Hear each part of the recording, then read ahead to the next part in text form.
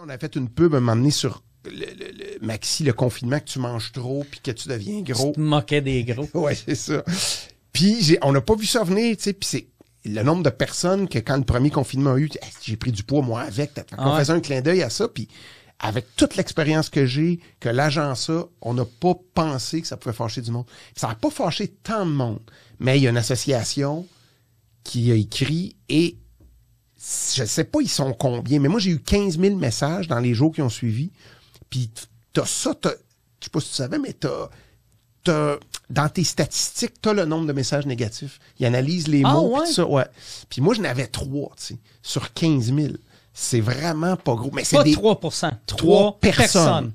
Et les gens, ils étaient non. fâchés parce que l'agence leur tirait. C'est leur choix, puis c'est correct. Ouais. Puis les autres, ils gèrent le client, puis moi, ça me regarde pas, tu sais. Moi, est-ce que je leur ai enlevé? Non, parce que moi, je trouvais ça drôle. Mais il y a des gens qui étaient fâchés de ça. Tu sais, même des gens en surpoids qui m'écrivaient « Chris, c'est drôle ». Puis à un moment donné, tu sais, c'est si grave de dire que si tu manges plus, tu peux prendre plus de poids. Parce que c'est quelque chose qui est possible, sans dire que c'est juste ça. Là. Mais, fait que c'est ça, c'est fou, cette importance-là qu'on accorde à ce petit pourcentage-là. Puis TVA, moi, ils ont eu cette sagesse-là de faire... Regarde, tu sais, des vraies plaintes, là, on n'a presque pas eu. Tu sais, on a eu une vraie une fois.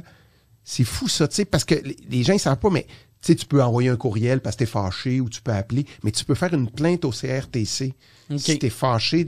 Et là, eux, ils analysent.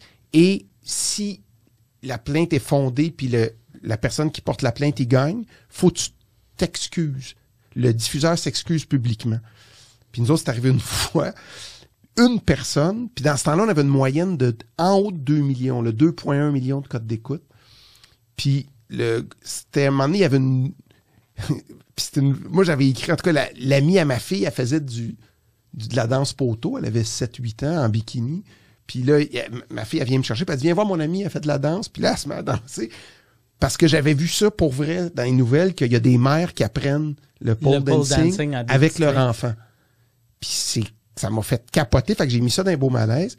Puis il y a quelqu'un qui a écrit « C'est inacceptable d'avoir une enfant personnifiée qui est comme une danseuse. » Puis tout ça, puis là, je dis « Ouais, mais... » Puis moi, je capote, moi, j'arrête la musique, puis je fais « Vous arrêtez ça tout de suite. » Puis elle danse plus ici. C'est un peu ça le gag. C'est ça le gag. C'est la fille, justement, de la pauvre avec le glory hole, puis tout. Fait que, oui, je me rappelle de cet épisode-là. Je me rappelle pas de la petite qui dansait, par exemple. Fait qu'il y a une...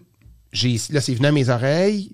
Ils m'ont dit que j'étais pas obligé de m'excuser, mais je pouvais m'excuser. J'ai dit, moi, je m'excuse pas de ça. Puis TVA, ils ont écrit un communiqué qui sont excusés dans les journaux, mais ils ont écrit cette émission regardée par 2,2 millions de personnes. On veut s'excuser à la personne qui a porté plainte. J'ai trouvé que c'était vraiment bien wordé.